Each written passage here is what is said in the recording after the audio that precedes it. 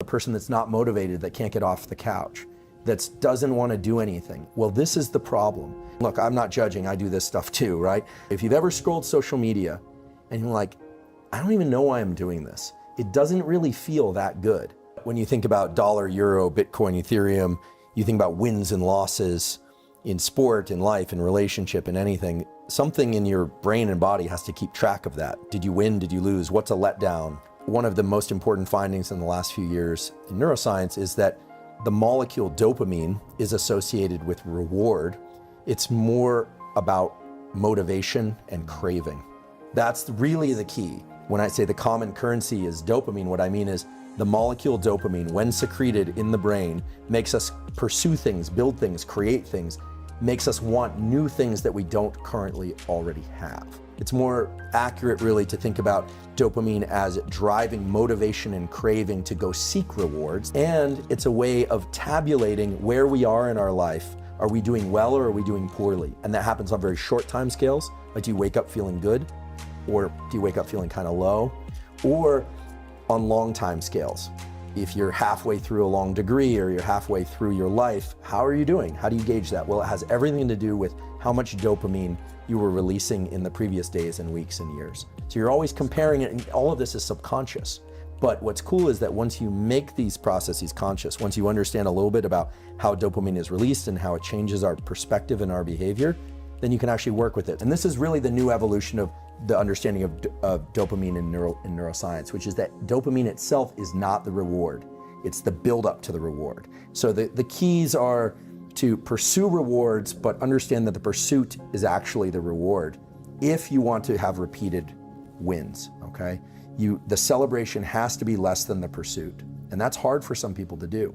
If you can start to identify the craving as its own internally released drug, this thing dopamine, that is a source of motivation, then what you realize is that capturing the reward is wonderful, but attaching dopamine to the reward is actually a little bit dangerous. Celebrating the win more than the pursuit, it actually sets you up for failure in the future. And so this gets us right into something called dopamine reward prediction error. And reward prediction error is basically if you expect something to be really great, and then it's not quite that great, your dopamine baseline lowers.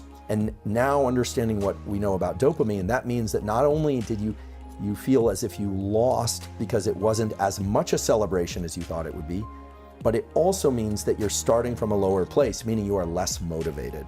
Anytime you have a bunch of dopamine and you're in pursuit, after you achieve a win, now this could be a business win, a relationship, a win of any kind, but inevitably, there's going to be a tipping back of the scale on the pain side. And that pain side is always going to go a little bit higher than the dopamine side. So this is what you would feel if you pursued a goal like building a big company. Here it comes, the big sale. And then there's the, well, what now? The kind of letdown. Now, if you simply wait and stop pursuing dopamine for a short while, the scale starts to reset.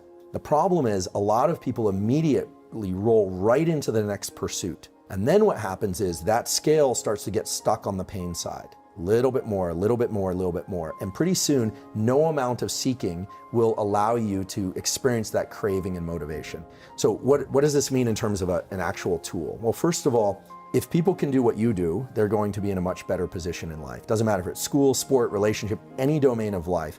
If you can start to register, that craving and that friction and that desire, that almost kind of low level of agitation, sometimes high level of agitation, that is that I'm trying to impose my will on the world in a benevolent way, we hope, that's dopamine.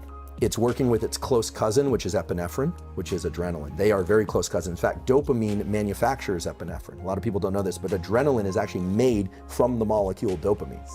Okay, so those two are hanging out together. It's like crave and work, crave and work. And then you get the win.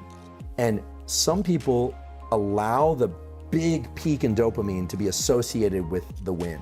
And smart people learn to adjust their celebration internally, right? This is all internal. You could throw the biggest party in the world, but as long as you're kind of laid back and looking at this, not letting yourself get manic crazy, you won't necessarily crash as hard, and pretty soon your system will reset. So that you take the day, you clean up the dishes, you relax, you go, what now? I'm feeling a little low. Well, rather than going out and spiking your dopamine again, just wait. Understand that the scale will reset again. Give yourself a few days where you're gonna feel a little kind of underwhelmed. Things aren't gonna be as interesting.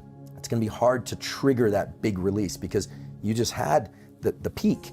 Well, if you adjust that, you relax, you understand there's always a little bit of a postpartum depression. We sometimes hear about postpartum depression. That's a clinical thing, but there's always that kind of, today's not as exciting as the previous days. What am I gonna do with my life? But then if you let it start ratcheting up again, then what you realize is your capacity to tap into dopamine as a motivator, not just seeking dopamine rewards, that is infinite. And I can say with great certainty that this is how you were able to build a big company and sell it, how you've been able to build a successful podcast and sell it, how you're constantly seeking, because seeking is the reward. And I think for most people, we think of the reward as the finish line. And so the key is to get to the finish line, step into the end zone, but no end zone dance.